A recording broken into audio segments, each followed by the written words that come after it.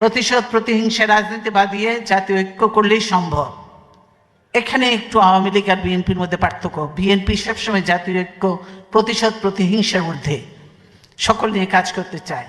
এই হাসিনা আজকে দেশের এই অবস্থার জন্য সম্পূর্ণভাবে হাসিনা দেয়।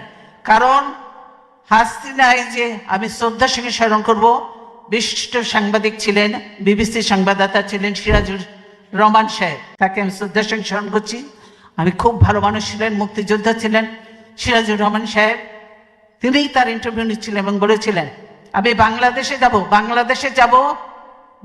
যাব রাজনীতি করার জন্য নয়, প্রতিশোধ নেওয়ার জন্য। হাসিনা এই কথাটা বলেছে, উনি বলে এটা ঠিক হচ্ছে না, কিন্তু হাসিনা বলেছে আমি প্রতিশোধ নেওয়ার জন্য।